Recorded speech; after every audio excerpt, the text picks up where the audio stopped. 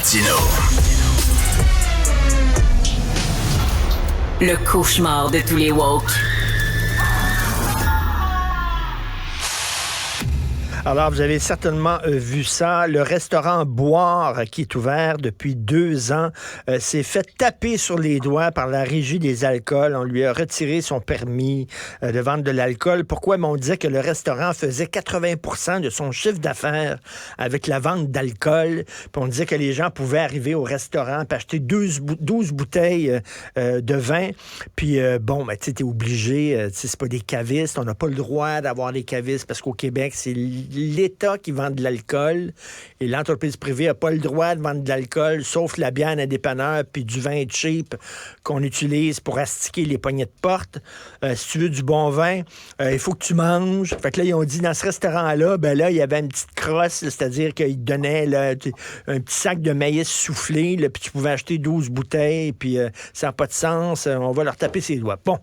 Alors, nous allons en parler avec M. Charles Landreville, propriétaire, justement, de ce restaurant-là, Boire. Bonjour, Charles Landreville. Bonjour, M. Martineau.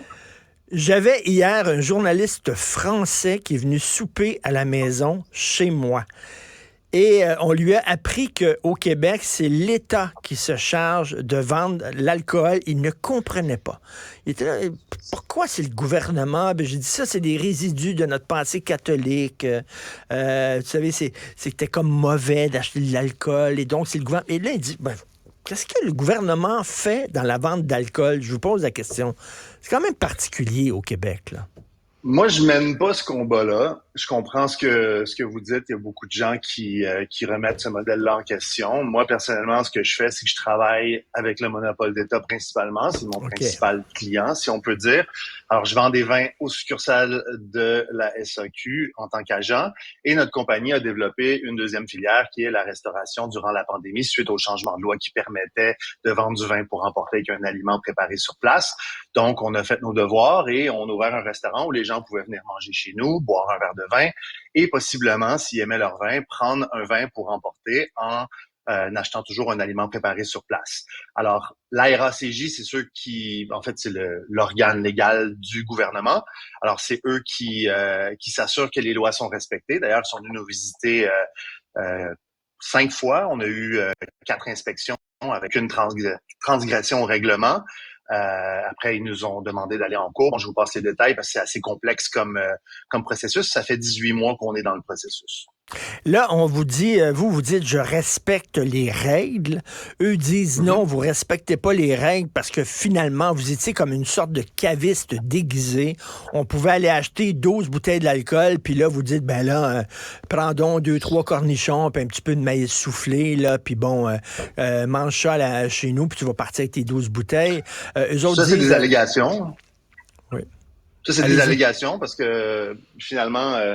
12 bouteilles, je veux dire, c'est sûr que si quelqu'un voulait acheter 150 bouteilles, il aurait pu nous accuser de ça, mais ils ont pas noté aucune de ces transgressions-là quand ils sont venus nous voir. C'est en cours qui ont démontré que selon leurs arguments subjectifs, parce que c'est ça aussi, là, on se retrouve devant un peu un peloton d'exécution quand on est dans un tribunal administratif comme la RACJ, c'est nous contre des avocats, des régisseurs, dans ce cas-ci des régisseuses, de la RACJ et nous, ils nous ont dit dès le départ, vous allez être un cas école. Nous, on leur a demandé, parce que vous avez mentionné de nous faire taper sur les doigts. C'est pas ce qui se passe. On se fait pas taper sur les doigts. On se fait retirer notre permis et pour nous, c'est des mesures beaucoup trop grandes pour ce qui évalue être une première offense.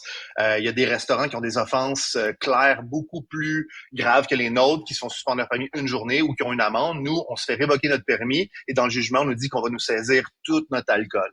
Alors, c'est beaucoup d'argent, surtout dans un contexte où on a soumis des photos, un plan de salle, on a une salle à manger, on a une cuisine, on a un menu, on répond à tous les critères en fait, qui leur ont permis de nous allouer un permis. Et pour ces mêmes critères-là, on nous le retire. Alors nous, on a investi de l'argent, on a pris un loyer, on a installé des frigos, une cuisine, tout ça. J'imagine que vous imaginez tout l'investissement qu'il y a derrière tout ça. Là, ils disent, vous faites 80% de votre chiffre d'affaires avec la vente d'alcool. Ça a l'air que pour eux autres, c'est trop. C'est quoi le plafond? C'est pas inscrit dans la loi. C'est pas quoi, c'est ça? inscrit Y dans la a-tu un loi. plafond dans la loi où tu dois faire, mettons, pas plus que 50% de ton chiffre d'affaires avec la vente d'alcool? Si tu écris quelque part, ça? Écoutez, la décision comporte environ une soixantaine de paragraphes. Moi, je viens de changer d'avocat. Mon premier avocat, qui était très bon, mais qui est pas quelqu'un qui plaide non plus dans les tribunaux administratifs habituellement, me mentionne que c'est pas anormal dans une décision comme ça, qu'il y a plein de petits éléments. Moi, ça m'a un peu abasourdi, mais je respecte un peu les principes juridiques autant que je peux.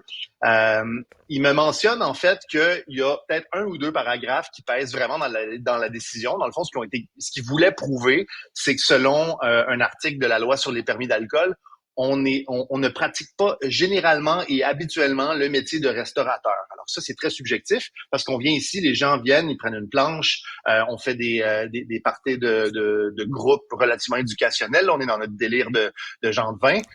Probablement que ça parle pas à tous les auditeurs, mais nous, c'est ce qui nous passionne.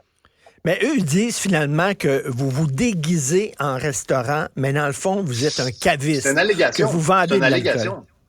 Parce qu'ils nous ont quand même émis un permis. Alors, est-ce qu'ils sont en train de nous dire qu'ils ont fait preuve de manque de professionnalisme quand ils nous ont alloué notre permis? Parce que ils nous ont alloué le permis en fonction de tous les mêmes paramètres qu'on a maintenant. Quand l'inspecteur de la RACJ est venu nous voir, il savait même pas que depuis 2018, les restaurants ont le droit de servir un verre d'alcool sans nourriture pour la compagnie. Ça a été un changement de loi voté au Parlement. Il savait pas, il est sorti, il a fait un appel, il est revenu et il m'a donné raison. Alors, pourquoi ces gens-là doivent appliquer une loi que peut-être qu'ils connaissent pas si bien? Mais tu sais, c'est une loi aussi complètement débile. C'est-à-dire, effectivement, là, avant 2018, là, on rentrait dans un restaurant puis on voulait prendre un verre de vin puis là, il dit, t'es obligé de manger. Fait qu'on va dire, sers-moi, là, c'est quoi l'affaire la moins chère sur ton menu? Là? Bon, regarde, donne-moi une frite. Tiens, donne-moi une frite. Là. Le gars te donnait une frite, là, puis là, tu pouvais prendre 3-4 verres d'alcool parce que tu avais une frite à côté. On s'entend que c'est niaiseux en maudit. Là. On est d'accord, mais nous, c'est pas notre combat. On s'est efforcé de respecter les lois, les règlements, et la preuve, ils se sont pointés chez nous, ils ont fait 4 rapports d'inspection et il n'y avait aucune transgression au règlement. Alors, à chaque fois que je fais une entrevue, les gens me parlent du monopole, les trucs qui sont aberrants, c'est pas votre combat. Au Québec. Je suis d'accord, mais c'est pas mon combat. Je comprends. Il y a la mode depuis quelques années à Montréal, des buvettes, là, qu'on pourrait dire. Là. C'est des endroits où ce sont des experts en vin. Tu peux goûter toutes sortes de vins, puis tout ça. Puis bon, la bouffe est un peu accessoire. Tu vas pas là pour manger. Tu vas là pour boire du vin. C'est quoi la loi qui dit, à partir de tu sais, ils disent un sac de maïs soufflé, c'est pas suffisant. Ben, qu'est-ce que ça prend comme aliment? Je veux dire, ça prend-tu tant de grammes d'aliments que tu vends que là, tu vas pouvoir soudainement vendre de l'alcool, puis en bas de tant de grammes d'aliments, tu peux pas vendre de l'alcool, tu sais, c'est comme, c'est quoi, là? Ben, en fait, une frite, c'est correct, mais du maïs soufflé, c'est pas correct, des radis, c'est pas correct, mais une entrée de prosciutto, c'est OK. C'est quoi la loi, là? Je vais essayer de m'exprimer le plus succinctement possible, mais c'est pas précisé dans la loi. Et nous, c'est ce qui nous dérange en ce moment, c'est qu'il y a un jugement qui va faire un précédent et qui va pouvoir être appliqué comme de la jurisprudence, alors que la loi parle d'un aliment préparé sur place. Le Conseil des ministres a écrit son mémoire lorsqu'ils ont changé les lois et ils ont exprimé clairement qu'ils voulaient moderniser la manière comment les titulaires commercialisaient l'alcool. Et en ce moment, la RACJ, selon moi, veut réécrire la loi avec des jurisprudences. Bon, ça, c'est moi qui allègue ça. Par contre, c'est un peu, nous, si on laisse ça aller, là, notre jugement, ce jugement-là va pouvoir être utilisé en cours contre d'autres restaurants. Alors, si on s'en va dans une buvette, la buvette à machin au centre-ville de Montréal, pour pas nommer de nom, ils vont pouvoir se pointer, utiliser le paragraphe numéro 38, je dis ça, c'est pas celui-là, mais ils vont pouvoir se pointer puis dire, vous vendez plus de vin que d'aliments dans votre restaurant, alors on vous sanctionne. Ça fait des années que c'est comme ça. Est-ce qu'on recule? Est-ce que le changement de loi qui devait faire avancer notre industrie va finalement le faire reculer parce que la RACJ décide pour des raisons que personne connaît? Les vignerons nous en parlent aussi. Ils se pointent chez eux et essayent de réinventer l'application de la loi. C'est pareil pour les restaurants. Pourquoi la RACJ fait ça? C'est quoi l'objectif alors qu'on veut aider nos industries, les restaurants? Ça parle peut-être pas à tout le monde. C'est trop cher pour certaines personnes. On entend souvent des commentaires où les gens sont pas concernés par ça. Mais ça reste une industrie hyper importante au Québec. Pourquoi la RACJ s'entête à vouloir bloquer l'évolution de notre marché dans ces industries-là? Et surtout, c'est une loi qui a l'air totalement subjective, là, qui donne trop de jugement à l'inspecteur de la Régie des alcools qui peut interpréter ça comme il veut. Parce que là, vous dites, on a le droit de vendre de l'alcool en autant qu'on vende des aliments préparés sur place. Mais c'est quoi ça? Une toast, écoutez, monsieur, une toast, oui. C'est un aliment préparé sur place. Bon, fait que tu vends une toast. La loi, elle a changé d'un repas d'un plat principal à un aliment préparé sur place. Selon moi, c'est pas si subjectif que ça. Et si jamais ils veulent nous taper sur les doigts, qui est pas ce qu'ils font en ce moment, à mon avis, dans le fond, ils nuisent à notre entreprise. Moi, j'ai déjà licencié quelqu'un. J'essaie de négocier avec mes propriétaires. On avait une boutique aussi à Québec. On vient de la fermer. On a fermé les deux, là. On a 2 commerces qui ont fermé. Si c'est si subjectif que ça, pourquoi ils précisent pas la loi? Par contre, moi, je vous confirme que moi, j'interprète pas ça subjectivement et mon but était de respecter la loi. J'ai pas de mauvaise volonté, je suis un bon citoyen corporatif. Pourquoi on me dit pas, Monsieur Landreville, on veut plus que vous fassiez ça, faites-le comme ça plutôt ou fermez vos portes. Moi, c'est pas ce qu'on fait.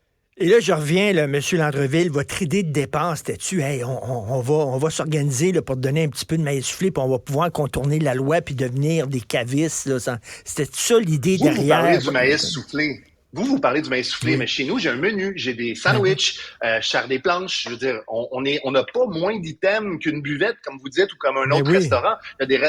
Dans la décision, on me reproche d'avoir plus d'items d'alcool sur mon menu que d'items bouffe. Quel restaurant qui a plus d'items bouffe que d'items d'alcool, à part peut-être un restaurant, il y a des restaurants qui vendent pas vraiment leur vin sur place, ils ont un mouton cadet et autres. Finalement, c'est une minorité. Alors, qu'est-ce qu'on est en train de faire? On est en train voyons donc, comment... Monsieur Landreville, régulièrement, je vais dans un restaurant, le menu, c'est une page, puis le vin, la carte des vins, c'est 15 pages. Ils vendent plus d'alcool que de bouffe, voyons donc. Moi, j'ai un nouveau cabinet d'avocats avec qui on fait affaire parce qu'on veut se battre. On veut se battre pour notre industrie. C'est peut-être pas tout le monde qui le comprend, mais c'est plus grand que nous, cette cause-là. Excusez-moi, il y a quelqu'un qui se fait un café chez nous. La cause, elle est plus grande que nous et notre objectif ici, c'est que notre cabinet d'avocats prouve que des manquements à l'application du jugement, de leur interprétation de la loi, parce que ça n'a aucun sens. C'est du maudit gros niaisage, je le dis toujours. Écoutez, si les gens veulent vous appuyer, boire, c'est où, c'est situé où, c'est quoi votre adresse? Nous, on fait un sociofinancement. C'est peut-être pas bienvenu à la télé, je m'en excuse si c'est le cas, mais nous, on a besoin d'aide parce que c'est en train de nous mettre à la rue, cette histoire-là, et en bon français, j'ai serré les fesses puis j'avance parce que j'ai décidé de pas me laisser faire par les fonds publics. Moi, je pense que tous les citoyens devraient être un peu concernés par le fait que les fonds publics vont à se battre contre une petite entreprise qui avait aucune mauvaise volonté. Vous m'avez demandé tout à l'heure si c'est un stratagème, c'est ce que le jugement dit. C'est pas le cas. Nous, dans la pandémie, on voulait profiter en fait de l'allègement des lois pour se partir une entreprise qui respecte les règlements. On voulait faire de bonne foi. Si on doit appliquer les règlements autrement, il aurait fallu nous le dire, il aurait fallu que les lois soient différentes et il aurait fallu au moins que la RACJ agisse de bonne foi. Alors, si les gens veulent nous supporter, ils peuvent aller sur notre page Facebook, voir. Il y a un sociofinancement. Des fois, $1, ça met un nom sur la contribution en tant que citoyen, pas obligé de donner $500. Évidemment, nous, on veut lever des fonds pour aller le plus loin possible en tant que PME, mais toute donation va être la bienvenue. Le message est passé. Merci, M. Charles Landreville. Bonne chance, propriétaire de Boire. Merci beaucoup. Merci de m'avoir reçu. Bonne journée.